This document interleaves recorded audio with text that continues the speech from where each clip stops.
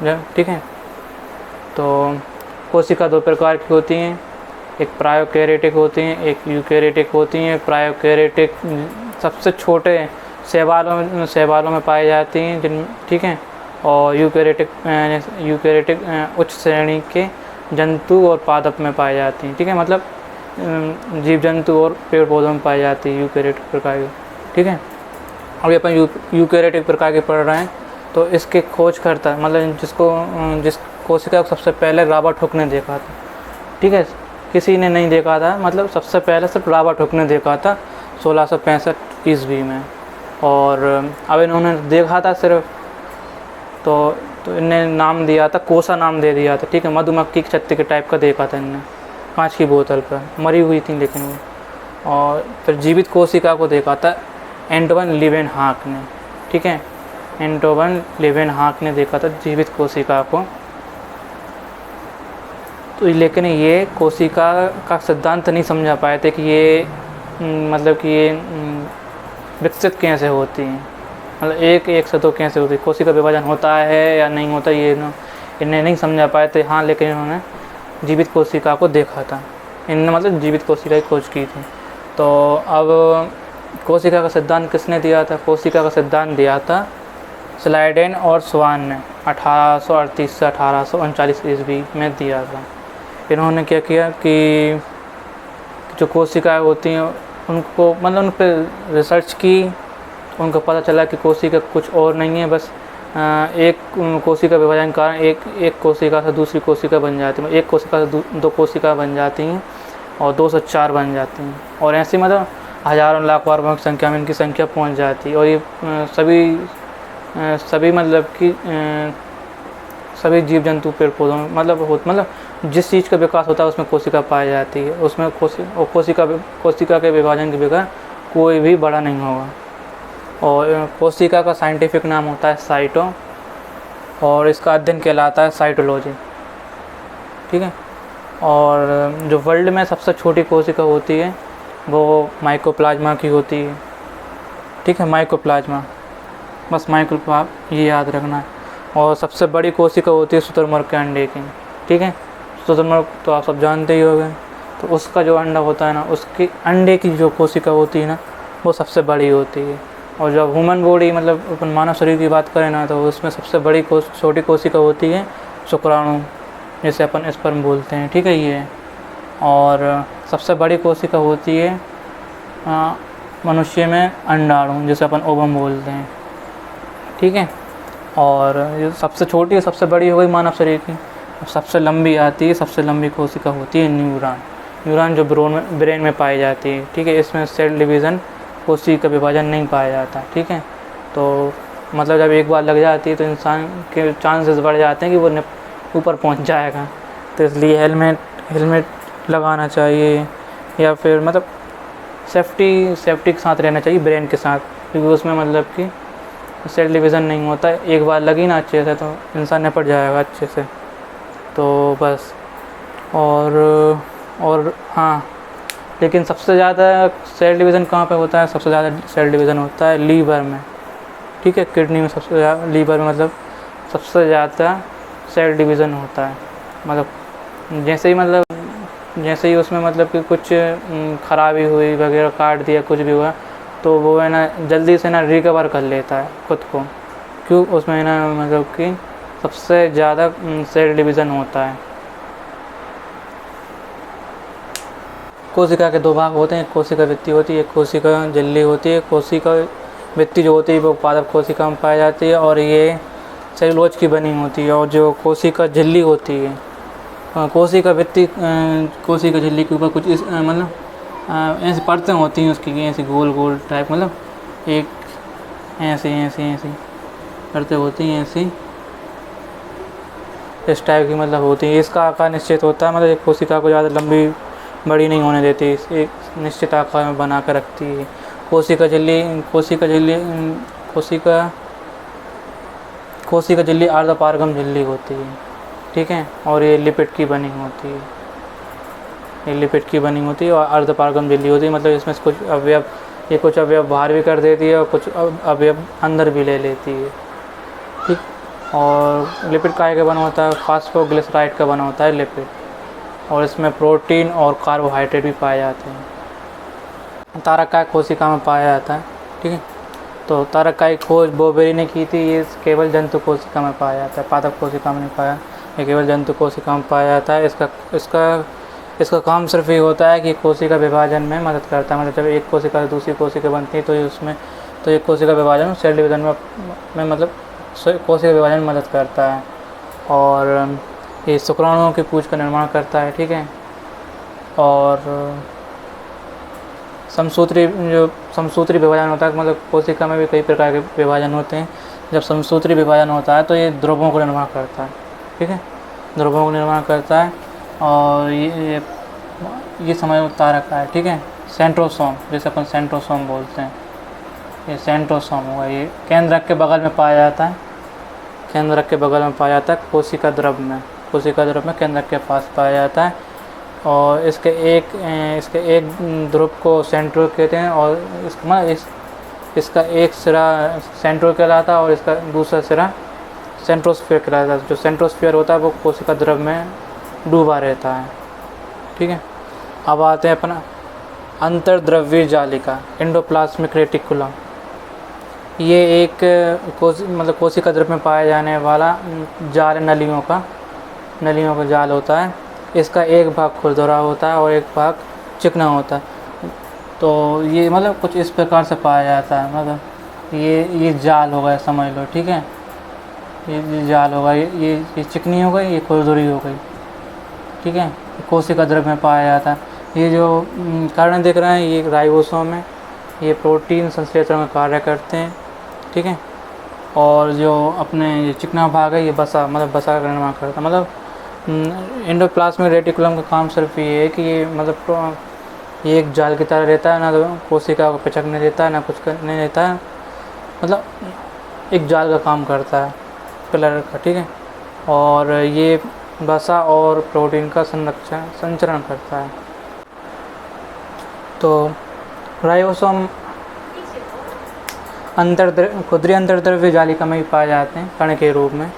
और ये राइबोसोम की वैसे सबसे पहले खोज राइबोसोम की खोज रॉबिन्सन एवं ब्राउन ने की थी, ठीक है, लेकिन वो उन्होंने पादप कोशिका में की थी। और जंतु कोशिका में सबसे पहले राइबोसोम की खोज G.E. पैलेट ने की थी 1953 ईस्वी में, ठीक है। और इसका नामकरण रॉबर्ट ने किया था। इसका काम क्या होता है? इसका काम होता है प्रोटीन का निर्माण करना। और ये कोशिका में ये इस टाइप के पाए जाते हैं, ठीक है। इसके कण पाए जाते हैं, ये प्रोटीन संश्लेषण में कार्य करते हैं, ठीक है। तो इसका उपनाम, इसे अपन प्रोटीन की फैक्ट्री भी कहते हैं। इसका कार्य प्रोटीन का निर्माण करना होता है। कहाँ पाए जाते हैं? तो ये कोशिका द्रव में पाया जाता है, ठीक है, पहली बात। दूसरा, हरित लपक में पाया जाता है, मतलब पादप कोशिका में पाया जाता है। माइटोकॉन्ड्रिया में पाया जाता है, माइटोकॉन्ड्रिया में पाया जाता है, ठीक है, वो अपन बाद में पढ़ेंगे। और ये खुदरी अंतर्द्रव्य जालिका में से पाया जाता है, अभी थोड़ी देर पर पढ़ा था अपन ने। और राइबोसोम दो प्रकार के होते हैं, एक 70S और एक 80S। मतलब ये राइबोसोम की दो इकाइयाँ हैं, मतलब जो इसके साथ मिलकर कार्य करती हैं। जो 70S होते हैं वो थोड़े कम प्रोटीन का निर्माण करते हैं, जो 80S होते हैं वो थोड़े ज़्यादा प्रोटीन का निर्माण करते हैं, लेकिन काम ज़रूर तीनों साथ में करते हैं, ठीक है। 70S 80S मतलब सभी मिलकर काम करते हैं। तो ये होगा राइबोसोम। इसकी खोज अपन ने जाने ली कि G.E. पैलेट ने की थी, नामकरण रॉबर्ट ने किया था। इसे प्रोटीन की फैक्ट्री कहा जाता है। ये प्रोटीन का निर्माण करता है और ये कोशिका द्रव में पाया जाता है, हरित लपक में पाया जाता है, माइटोकॉन्ड्रिया और खुदरी अंतर्द्रव्य जालिका में पाया जाता है। ये कण के समान दिखाई पड़ता है और कोशिका द्रव में होता है, ठीक है। पादप कोशिका में भी पाया जाता है, लेकिन अभी जंतु कोशिका पढ़ रहा है, ठीक है। माइटोकॉन्ड्रिया कोशिका द्रव में, मतलब कोशिका में पाया जाता है। इसका काम क्या होता है? ये ऊर्जा का निर्माण करता है, ठीक है, ऊर्जा का निर्माण करता है माइटोकॉन्ड्रिया। एक से ज़्यादा भी हो सकते हैं, ठीक है। इसकी संख्या निश्चित नहीं होती माइटोकॉन्ड्रिया की कोशिका में, तो ये एक से ज़्यादा भी हो सकता है माइटोकॉन्ड्रिया। तो इसकी खोज की थी सबसे पहले अल्टमैन ने 1886 में, और इसका नामकरण किया था बेंडा ने। तो ये ऑक्सीकरण मतलब जब जो भी अपन पदार्थ होते हैं, कुछ भी पदार्थ जो शरीर में जाते हैं, तो जो उन कार्बनिक पदार्थों का ऑक्सीकरण करके हमें पावर देता है, ठीक है।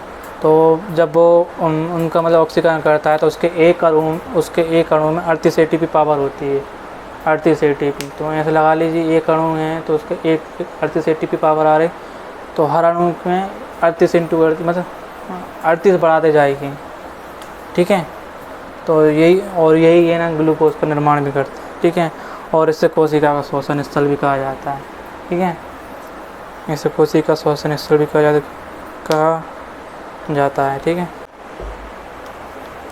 हाँ, अब गोल्जिकाएं कोशिका के अंदर छोटी छोटी नली के रूप में पाया जाता है, ठीक है। मान चलिए ये गोल्जिका है, ठीक है, ये गोल्जिका है, ठीक है। इसका काम होता है जो जैसे कि किसी भी मतलब कि इसका काम होता है मतलब किसी भी सामान को किसी भी सामान की पैकिंग करके जहाँ उसकी ज़रूरत है जिस सामान की वहाँ तक पहुँचाता है। एग्ज़ाम्पल के लिए जैसे अमेज़न फ्लिपकार्ट के जैसे मान लीजिए कि जैसे कि कोई कस्टमर फ्लिपकार्ट से कुछ सामान मंगाता है, तो फ्लिपकार्ट जो सामान पैक करके हमारे कस्टमर तक पहुँचाता है, तो ये उसी तरह काम करता है, ठीक है। जैसे बगल वाली कोशिका को प्रोटीन की ज़रूरत है, तो ये प्रोटीन की पैकिंग करके उसको प्रोटीन भेज देता है, ठीक है। तो इसकी खोज की थी कैमिलो गोल्जी ने की थी, और इसे कोशिका का यातायात प्रबंधक कहते हैं। और गोल्जिकाए में एक विधि और चलती है, संवेष्टन विधि। तो इससे क्या होता है, इससे ना लाइसोसोम का निर्माण होता है, ठीक है। तो ये तो हो गया अपना गोल्जिका का सिर्फ काम होता है किसी भी सामान को एक स्थान से दूसरे स्थान तक पहुंचाना, ठीक है। और अपना जो लाइसोसोम होता है वो गोल्जिका में भी बनता है, ठीक है। और ये मान लीजिए ये लाइसोसोम है, ठीक है, ये अपना लाइसोसोम है ये, ठीक है, लाइसोसोम है कोशिका में। तो इसका काम होता है सभी अवयवों की देख रेख करना, सभी मतलब कि अच्छे से काम कर रहे हैं नहीं कर रहे हैं, ठीक है। और सब मतलब बराबर मतलब पर्याप्त मात्रा में, कोई जैसे माइटोकॉन्ड्रिया पर्याप्त मात्रा में ऊर्जा बना रहा है नहीं बना रहा, राइबोसोम प्रोटीन बना रहा है नहीं बना रहा, ठीक है। तो ये देख रेख करता रहता है, गोल्जिका अपना काम कर रहा है नहीं कर रहा, ठीक है। तो ये इसका काम होता है लाइसोसोम का, ठीक है। तो इसकी खोज की थी डी रूबे ने की थी, और इसको आत्महत्या थैली इसलिए कहा जाता है जैसे कि मान लीजिए कि इसमें से कोई भी अवयव क्षतिग्रस्त हो गया या फिर सभी अवयव नष्ट हो गए, तो ये क्या करता है कि अब वो कोशिका क्या कहते हैं गलने लगेगी, तो ये खुद को फाड़ लेता है, ठीक है। तो ये खुद को खाने लगता है, मतलब खुद को खा जाता है, और इससे क्या होता है कोशिका गलने से बच जाती है, और दूसरी कोशिका भी ख़राब नहीं होती है, ठीक है। और राजधानी, तो ये है ना कोशिका की निर्जीव संरचना होती है रचना। तो ये तरल पदार्थ के रूप में कोशिका में भरा होता है, ठीक है। ये जंतु कोशिका में अधिक व बहुत छोटे होते हैं, मतलब ने ठीक बहुत छोटे होते हैं। और ये पादप कोशिका में कोशिका का 90% भाग घेरता है, ठीक है। और ये पानी में न्यूक्लियस मतलब केंद्रक, ये कोशिका का केंद्र होता है, ठीक है। इस केंद्रिका पाई जाती है जिसमें क्रोमोसोम, गुणसूत्र, DNA वगैरह पाए जाते हैं, जीन भी इसी में पाए जाते हैं, मतलब तो जो ठीक है। तो न्यूक्लियस की खोज की थी रॉबर्ट ब्राउन ने की थी, और इसे कोशिका का मस्तिष्क भी कहा जाता है। क्योंकि ये सभी अवयव होते हैं जैसे माइटोकॉन्ड्रिया, लाइसोसोम, तो ये उन सबसे अपना कार्य करने के लिए कहता है ये, ठीक है। तो और इसी के अंदर केंद्रक के अंदर अपने जो क्रोमोसोम होते हैं, डीएनए और जीन, मतलब जो अपने आनुवांशिकता, ठीक है, क्या कहते हैं उससे, जी द्रव, इसको प्रोटोप्लाज्म कहते हैं। इसके जनक कार्टिक कहा जाता है और इसका मतलब कि जो पूर्ण खोज की थी वो डोजार्डिन ने की थी, ठीक है।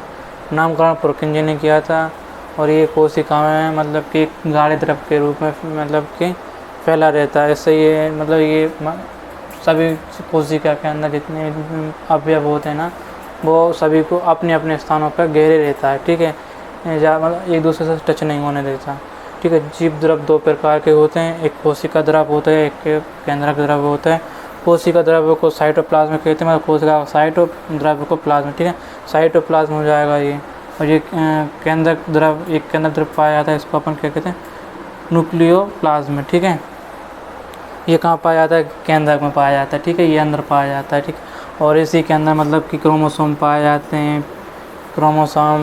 हैं, डीएनए पाए जाते हैं, ठीक है। इसी में गुणसूत्र वगैरह पाए जाते हैं। और